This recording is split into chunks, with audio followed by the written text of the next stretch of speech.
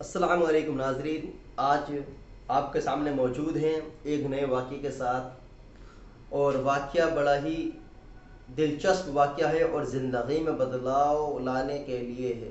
اتنا کافی ہے کہ بندہ اس واقعے کو بھی سن لے تو زندگی میں بدلاؤ آ جائے گا۔ حالانکہ سارے ہی واقعے ایسے ہیں جو اگر الگ الگ سنے جائیں اور کوئی بندہ ایک ہی واقعہ سنتا ہے تو زندگی میں بدلاؤ آ جاتا ہے، خود بخود نور پیدا ہو جاتا ہے۔ آپ اس واقعے کو غور اور توجہ کے ساتھ سنیں، فرصت میں سنیں۔ اگر فرصت ہو تو آپ سنیں، انیتھا فرصت نہ ہو تو اسے نہ سنیں، کیونکہ زندگی میں بدلاؤ کے لیے فرصت کا ہونا ضروری ہے۔ کیا بندہ کوئی بات سنے وہ بھی فرصت میں تو دل پہ بھی لگتی ہے اور زندگی میں بدلاؤ لانے کے قابل بھی بن جاتی ہے۔ تو محمد بن سماک رحمۃ اللہ علیہ کا واقعہ ہے یہ۔ وہ فرماتے ہیں، محمد بن سماک رحمۃ اللہ علیہ فرماتے ہیں کہ بنو امیہ کے لوگوں میں موسیٰ بن محمد بن سلیمان الہاشمی بہت ہی ناز پرور رئیس تھا۔ دل کی خواہشات پوری کرنے میں ہر وقت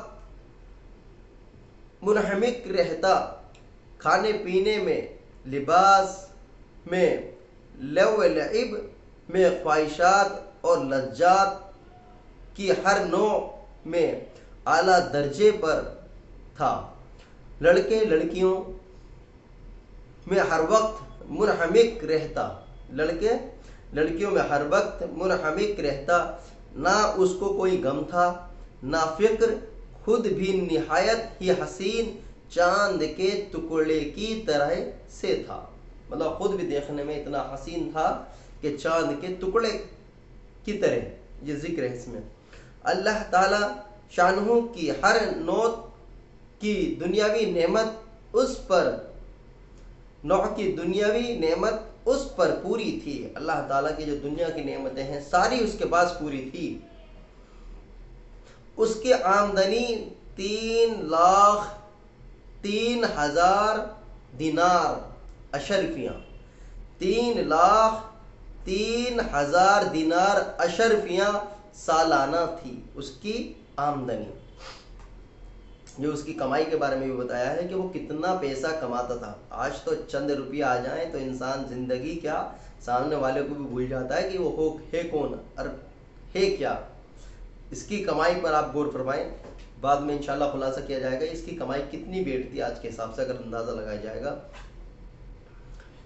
دنیاوی نعمت پوری تھی، اس کی آمدنی 3,03,000 دینار اشرفیاں سالانہ تھی، جو ساری کی ساری اسی لعب و لعب میں خرچ ہوتی تھی۔ 3,03,000 اشرفیاں آج کروڑوں سے بھی زیادہ کی آمدنی بیٹھتی ہے، کروڑوں سے بھی زیادہ کی آمدنی بیٹھتی ہے۔ اندازہ لگائیں، اشرفیاں جو سونے کے سکے ہوتے ہیں یا چاندی کے سکے ہوتے ہیں ان کی قیمت کئی گنا ہوتی ہے۔ 3,00,000 دینار تقریباً 30-40 کروڑ روپیے کا حساب ہے، اور وہ بھی اس دور کا روپیہ جب ڈالر ہم سے نیچے تھا۔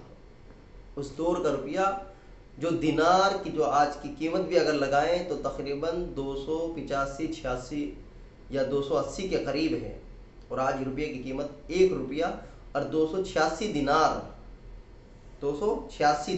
آج کے ریٹ میں، آج کے حساب پہ لگائیں تو 3,03,000، تو 3,00,000 کو آپ 3 سے بھی گنا کریں تو 3 3 9 کروڑ تو ویسے ہی بیٹھ گئے آج کے دور میں۔ اور اس وقت تو سونے کے سکے چلتے تھے تو قیمت کا کیا اندازہ لگانا۔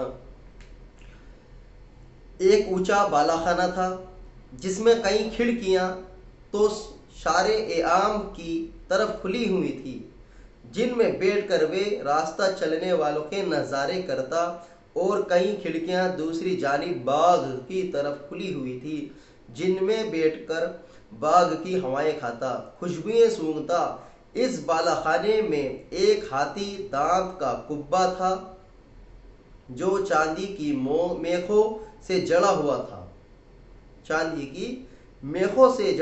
تھا، اور سونے کا اس پر جھول تھا، اس کے اندر ایک تخت تھا جس پر موتیوں کی چادر تھی، اور اس ہاشمی کے سر پر موتیوں کا جڑاؤ امامہ تھا۔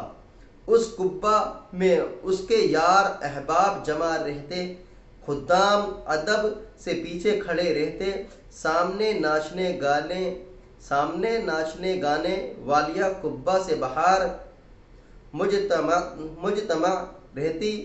جب گانا سننے کو دل چاہتا، بے ستار کی طرف ایک نظر اٹھاتا اور سب حاضر ہو جاتی، اور جب بند کرنا چاہتا ہاتھ سے ستار کی طرف اشارہ کر دیتا، گانا بند ہو جاتا۔ اب اس کے ایک ہاتھی دانت کا قبہ تھا جو چاندی کی میخوں سے جڑا ہوا تھا، اور سونے کا اس پر جھول تھا۔ تو قیمت اندازہ آپ کیا لگا سکتے ہیں؟ اس کے اندر ایک تخت تھا جس پر موتیوں کی چادر تھی، تو موتیوں کی تو قیمت سونے سے بھی زیادہ ہوتی ہے، اور اس پر ہاشمی کے سر پر موتیوں کا جڑاؤ امامہ تھا، اور اس ہاشمی کے سر پر، یعنی کہ اس کے خود کے اوپر، اس ہاشمی کے سر پر موتیوں کا جڑاؤ امامہ تھا۔ اس کی قیمت تو اعلیٰ درجے سے بھی اعلیٰ درجے کے موتیوں کی پہنچ جاتی ہے۔ سونے کی قیمت موتیوں کے سامنے کم ہو جاتی ہے جب اعلیٰ درجے کے موتیوں کی بات آتی ہے۔ سامنے ناچنے گانے والی قبہ باہر متجم رہتی، جب گانا سننے کو دل چاہتا ستار پہ اشارہ کر دیتا، اور جب فن کرنے کو دل چاہتا تو اشارہ کر دیتا، یعنی کہ ہر وقت وہ لوگ موجود رہتے تھے۔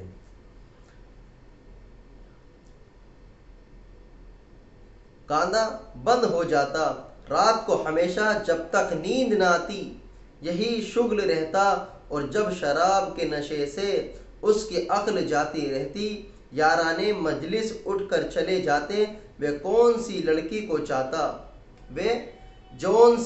کو چاہتا پکڑ لیتا، اور رات بھر اس کے ساتھ خلوت کرتا، صبح کو وہ شطرنج چوسر وغیرہ میں مشغول ہو جاتا۔ اس کے سامنے کوئی رنج و غم کی بات، کسی کی موت، کسی کی بیماری کا تذکرہ بالکل نہ آتا۔ اس کی مجلس میں ہر وقت ہنسی اور خوشی کی باتیں، ہنسانے والے قصے اور اسی قسم کے تذکرے رہتے، ہر دن نئی نئی خوشبوئیں جو اس زمانے میں کہیں نہ ملتی، وہ روزانہ اس کی مجلس میں آتی، عمدہ خوشبوؤں کے گلدستے وغیرہ حاضر کیے جاتے۔ اسی حالت میں اس کے 27 برس گزرے۔ اسی حالت میں کسی نے بامستقل زندگی کے 27 برس ایسے گزرے، بہت بڑی بات ہے 27 برس اس طرح سے گزارنا، اور ایک ہی آزار میں۔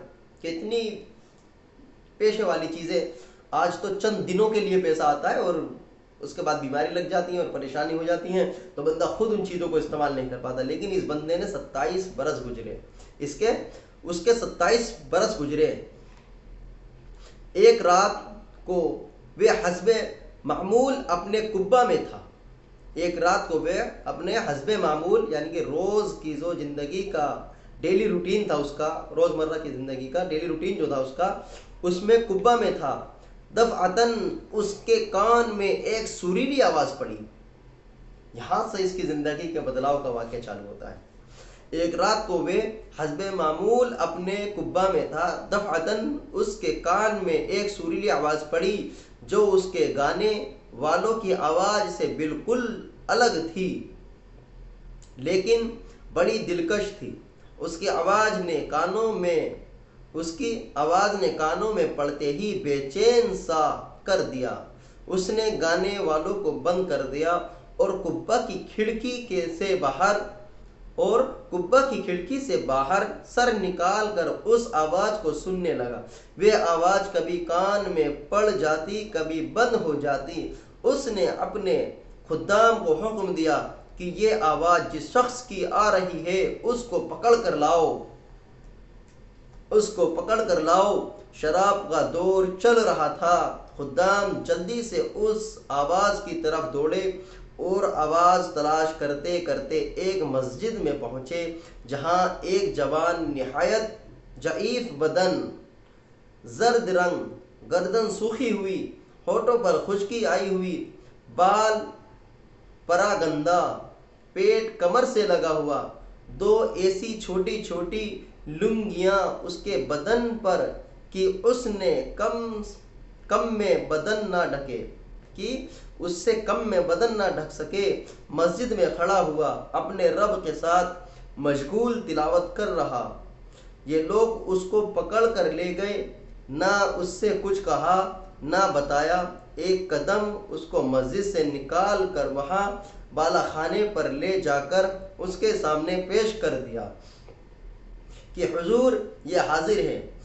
وہ شراب کے نشے میں کہنے لگا کہ یہ کون شخص ہے؟ اس نے عرض کیا کہ حضور یہ وہی شخص ہے جس کی آواز آپ نے سنی تھی۔ اس نے پوچھا کہ تم اس کو کہاں سے لائے ہو؟ وہ کہنے لگے حضور مسجد میں کھڑا تھا، حضور مسجد میں کھڑا ہوا قرآن شریف پڑھ رہا تھا۔ اس رئیس نے اس فقیر سے پوچھا کہ تم کیا پڑھ رہے تھے؟ اس نے اعوذ باللہ پڑھ کر یہ آیتیں بتائیں۔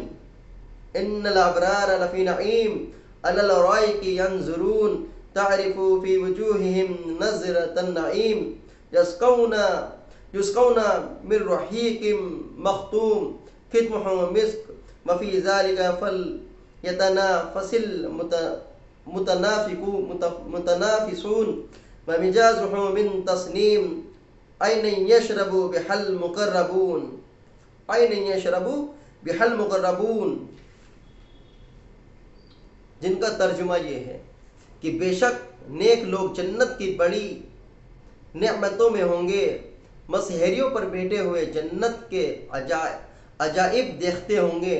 اے مخاطب، تو ان کے چہروں پر نعمتوں کی شادابی سر سبزی محسوس کرے گا اور ان کے پینے کے لیے خالص شراب سرو محمد جس پر مشک کی مہر ہوگی ملے گی۔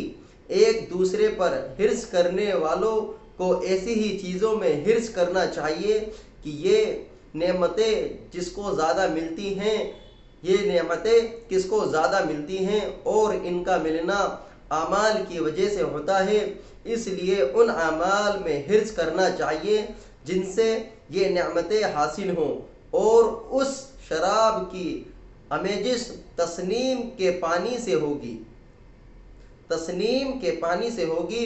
شراب میں کوئی چیز ملائی جاتی ہے تو اس سے اس کا جوش زیادہ بڑھ جاتا ہے، اور تسنیم جنت کا ایک ایسا چشمہ ہے جس سے مقرب لوگ پانی پیتے ہیں، جس سے مقرب لوگ پانی پیتے ہیں، یعنی اس چشمے کا پانی مقرب لوگوں کو تو خالص ملے گا، اور نیک لوگوں کی شراب میں اس میں سے تھوڑا سا ملا دیا جائے گا۔ اس کے بعد اس فقیر نے کہا، ارے دھوکے میں پڑے ہوئے، تیرے اس محل کو، تیرے اس بالا خانے کو، تیرے ان فرشوں کو اس نے کیا مناسب؟ وہ بڑی اونچی مسہریاں ہیں، وہاں بڑی اونچی مسہریاں ہیں جن پر فرش بچھے ہوئے ہیں، ایسے فرش جو بہت بلند ہیں، ان کے استر تربیز ریشم کے ہوں گے۔ وہ لوگ سبز مشجر اور عجیب غریب خوبصورت کپڑوں پر تکیے لگائے ہوئے ہیں۔ اللہ کا ولی ان مسہریوں پر سے ایسے دو چشموں کو دیکھے گا جو باغوں میں جاری ہوں گے، ان دونوں باغوں میں ہر قسم کے میوے کی دو دو قسمیں ہوں گی، کہ ایک ہی قسم کے میوے کے دو مزے ہوں گے، ایک ہی قسم کے میوے کے دو مزے ہوں گے۔ وہ میوے نہ تو ختم ہوں گے نہ ان کی کچھ روک ٹوک ہوگی، جیسا دنیا میں باغ والے توڑنے سے روکتے ہیں۔ وہ لوگ پسندیدہ زندگی میں بہت بلند مقام اور جنت میں ہوں گے، ایسے عالی مقام جنت میں ہوں گے جہاں کوئی لغو بات نہ سنیں گے۔ اس میں بہت بہتے ہوئے چشمے ہوں گے، اور اس میں اونچے اونچے تخت بچھے ہوئے ہوں گے، اور آب خور اور آب خورے رکھے ہوئے ہوں گے اور برابر گدے لگے ہوئے ہوں گے اور سب طرف قالین ہی قالین پھیلے ہوئے پڑے ہوں گے کہ جہاں چاہے بیٹھے، ساری ہی جگہ صدر نشین ہے۔ وہ لوگ خیالوں اور چشموں میں رہتے ہوں گے۔ اس جنت کے پھل ہمیشہ رہنے والے ہوں گے، کبھی ختم نہ ہوں گے، اس کا سایہ ہمیشہ رہنے والا ہوگا۔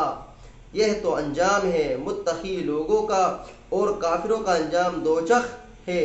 وہ کیسی سخت آگ ہوگی، اللہ تعالیٰ ہی محفوظ رکھے۔ بے شک مجرم لوگ جہنم کے عذاب میں ہمیشہ رہیں گے، وہ عذاب کسی وقت بھی ان سے ہلکا نہ کیا جائے گا اور وہ لوگ اس میں مایوس پڑے رہیں گے۔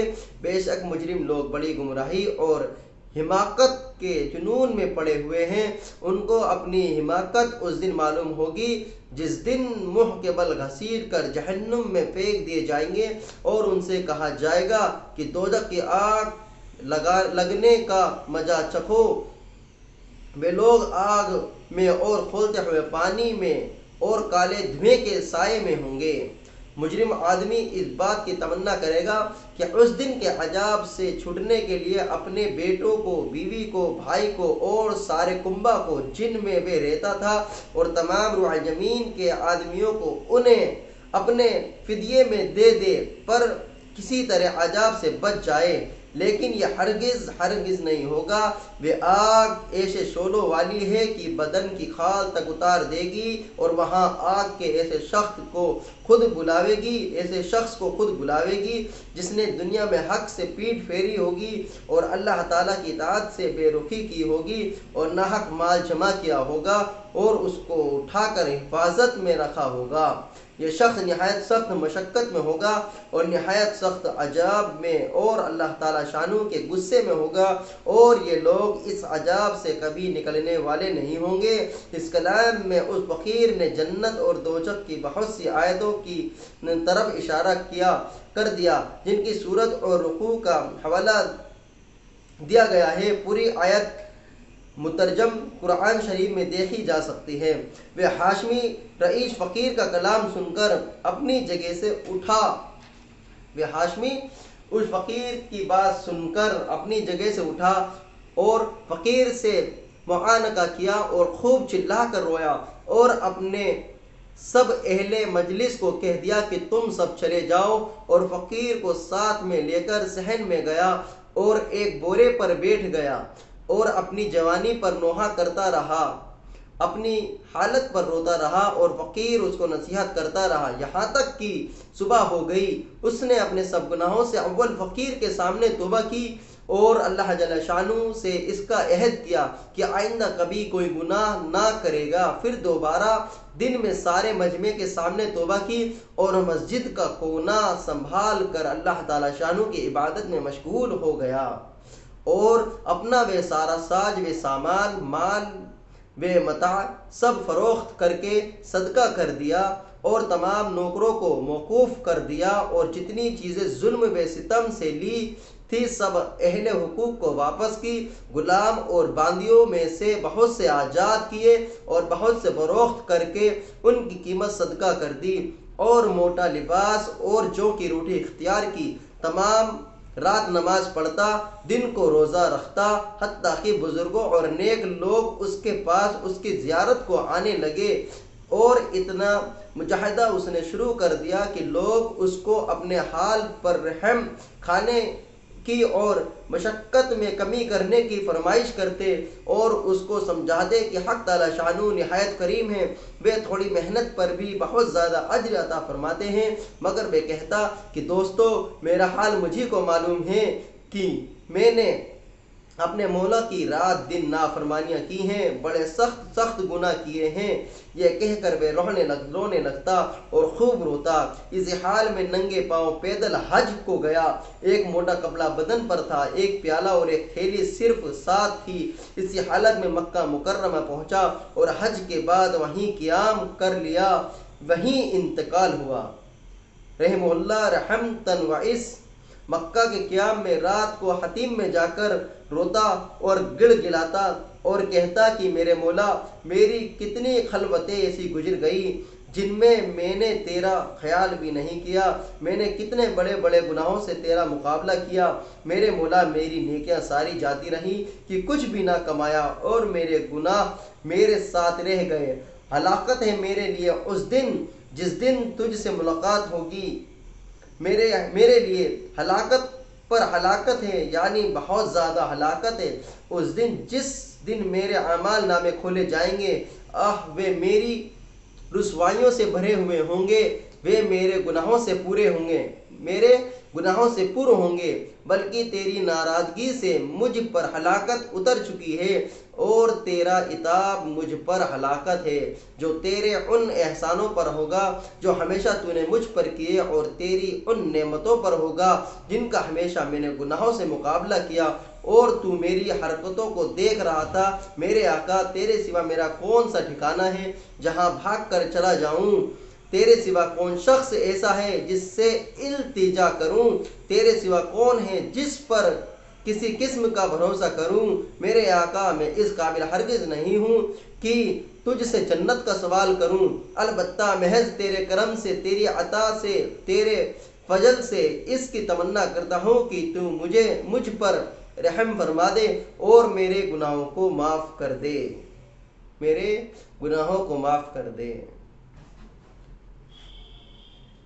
تو یہ واقعہ اتنا ہی تھا، انشاءاللہ زندگی رہی تو بعد باقی۔ السلام علیکم۔